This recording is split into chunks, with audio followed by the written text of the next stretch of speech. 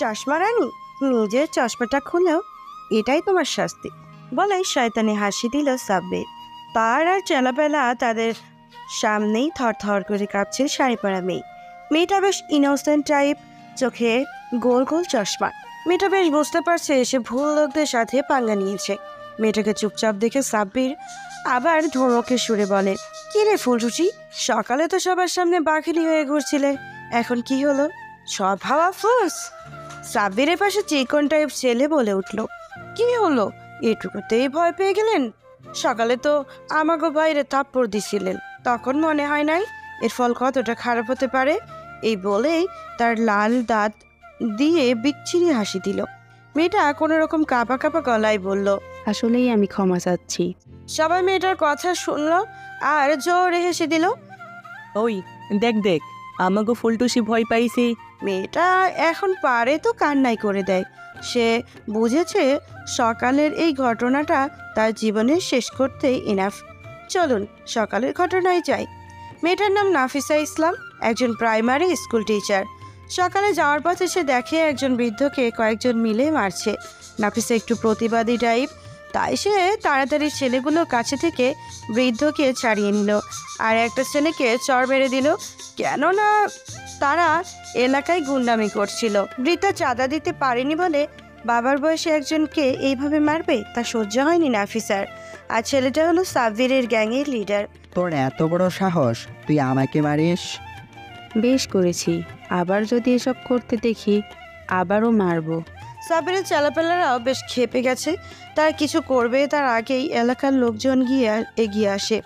এলাকার লোকেরা ভয়ে তারা তখন কিছু করতে পারে নাই, কিন্তু যাওয়ার আগে তারা বলে গিয়েছিল তারা নাফিসাকে দেখে নিবে। সন্ধ্যায় স্কুল শেষে নিরিবিলি রাস্তা দিয়ে নাফিসা তার বাড়িতে যাচ্ছিল, তখন সাব্বিরের গ্যাং হাজির আর তাকে এইভাবে হেনস্থা করতে থাকে।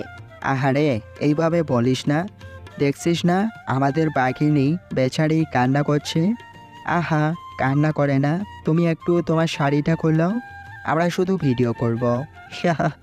প্লিজ আমাকে যেতে দিন। মোটা করে ছেলেটা বলে উঠল।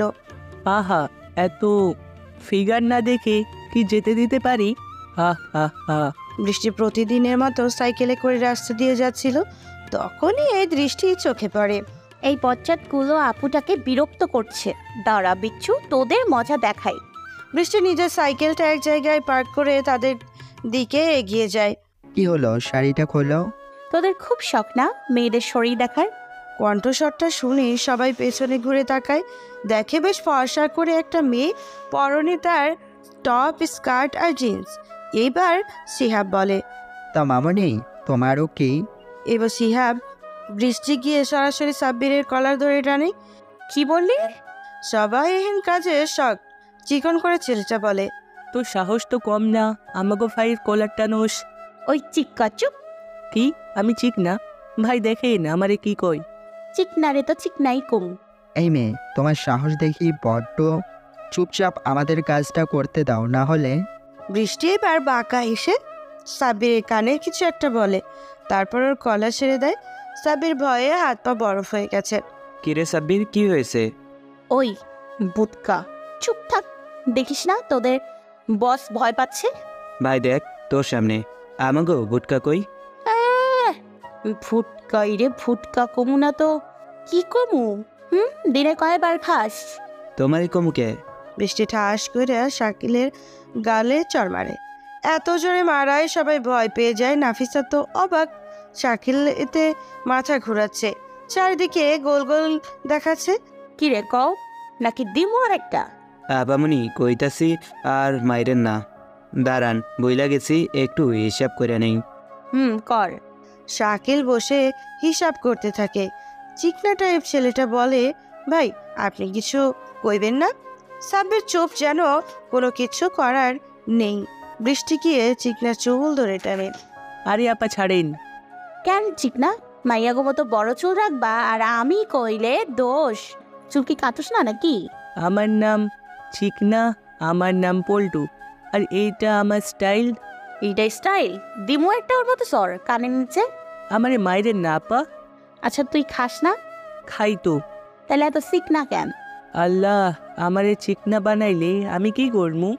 এই আপারে কেউ বোঝা ভাই, আমার চুল। চুপ, সারাদিন না খেয়ে গুন্ডামি করলে এমন তো হইবই।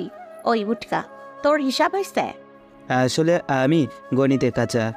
দূর, তুই খানিক খাইতে পারস। এই চিকনাটারে তোগলগে নিয়ে কিছু খাওয়াবি। আচ্ছা। আর তুই? সাব্বিরকে ইশারা করে। সাব্বির ভয়ে ভয়ে উত্তর দেয়। জি। সবাই ভয়ে ভয়ে ক্ষমা চায় নাফিসার কাছে।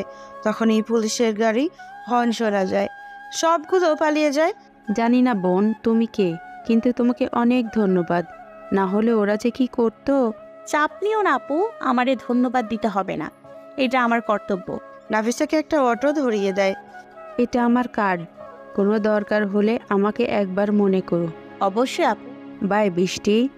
সবাইকে বসে সাইকেলে বসে পড়ে বাসার উদ্দেশ্যে। এইবার বৃষ্টির পরিচয়ে আসি। বৃষ্টি আমাদের গল্পের নায়িকা। পুরো নাম হলো রোদেলা জাহান বৃষ্টি। তার একটা ছোট ভাই আছে, সপ্তম শ্রেণীতে পড়ে। আর বৃষ্টি অনার্স 2য় বর্ষের ছাত্রী। বেশ চঞ্চল, নেকামি পছন্দ করে না এবং প্রতিবাদী। বৃষ্টি তার আর তার ছোট ভাই আর নানুর একটা ছোট্ট ফ্ল্যাট বাসা ভাড়া নিয়ে। বৃষ্টির মা বাবা নেই।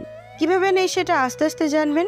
তার নানু ভাইয়ের পেনশনের টাকায় কোনো রকম সংসার চলে। বৃষ্টি নিজের বাসায় গিয়ে দেখে অভি তার ছোট ভাই পড়া বাদ দিয়ে টিভি দেখছে। বৃষ্টি গিয়ে তাড়াতাড়ি বন্ধ করে দেয়। দি, এটা কি করলি? রোদের কনসার্ট চলছে। আরে রাখ তোর রোদ, যত সব ফালতু। দি, একদম রোদকে বাজে কথা বলবি না। ওর জন্য কোটি কোটি মানুষ পাগল, ওর গানের জন্য সব মেয়েদের ক্রাশ, আর তুই আজ পর্যন্ত রোদকে দেখলেই না। হোয়াট? ইম্পসিবল। কেন দিদি ভাই, হলে সমস্যা কি? নানু, তুমিও শুরু করলে? আমি তো বিয়েই করব না, সেইটা তুমি জানো। সেলিব্রিটি বিয়ের কথা তো দূরে থাক। এই বলে বৃষ্টি হনহন করে চলে গেল। নানুমা একটা দীর্ঘশ্বাস ফেলল। নানু, দি বিয়ে করবে না কেন? সে অনেক কথা, তুমি তো ছোট দাদু ভাই, তুমি খেতে বসো।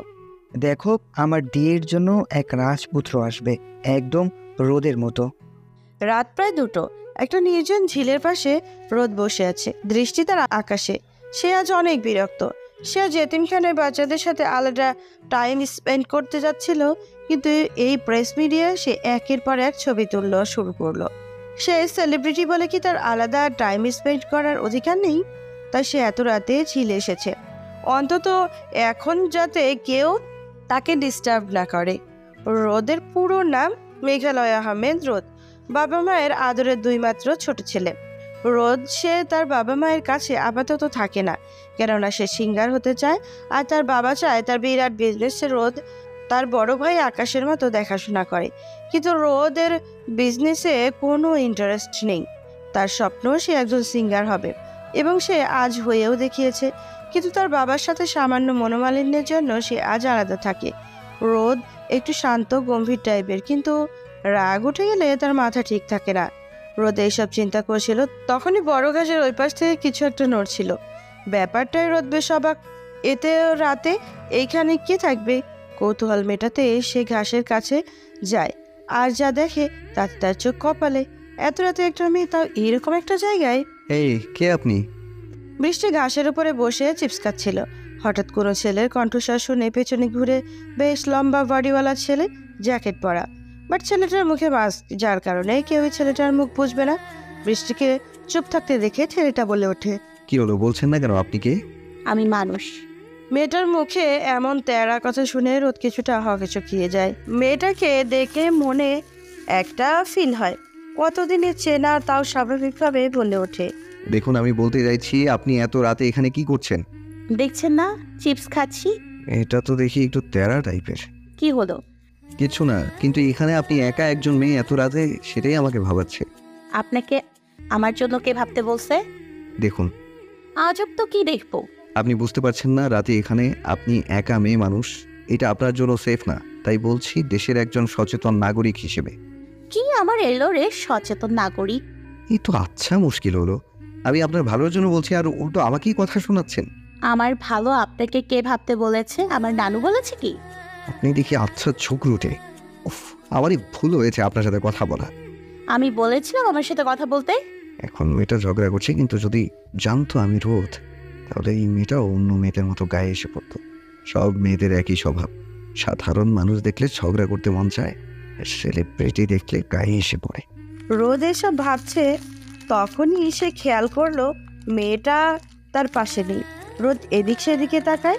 যা বাবা, এতটুকু সময়ে কোথায় গেল ঝগড়ুটে রানী? বৃষ্টি সাইকেলে বসে পড়লো। তখন সে খেয়াল করে রোদ তাকে দেখতে না পেয়ে এদিক সেদিক তাকাচ্ছে।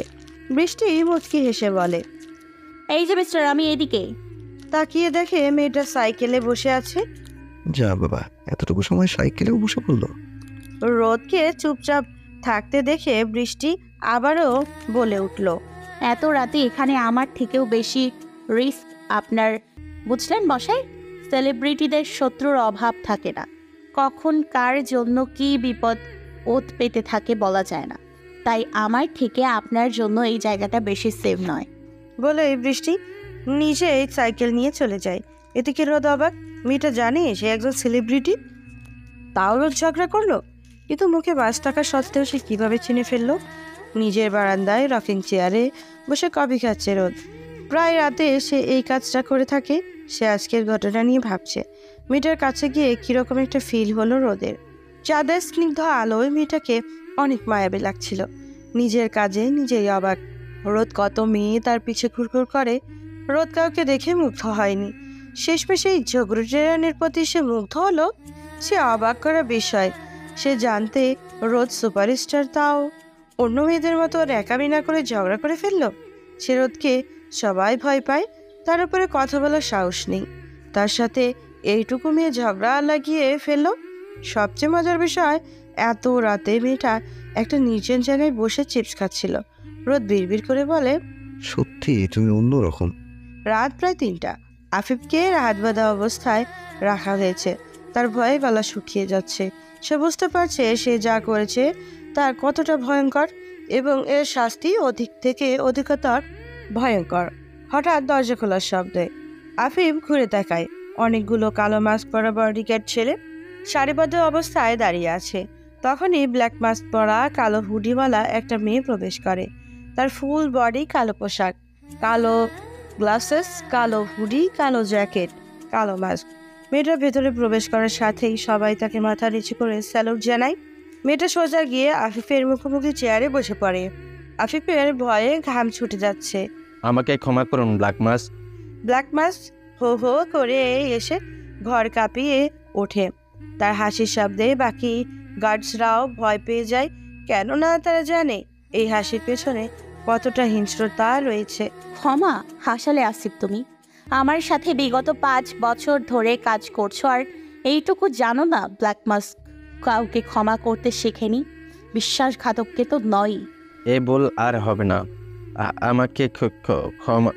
ব্ল্যাক মাস নিজের চোখ মুখ শক্ত করে আফিফের গাল চেপে ধরে। কি বলবি ক্ষমা? তা আবার তোকে? আমি একবার ঠকেছি, বারবার ঠকবো না। ব্ল্যাক মার্কসের ডিকশনারিতে ক্ষমা শব্দ নেই, শুধু একটা শব্দই আছে, তা হলো মৃত্যুদণ্ড।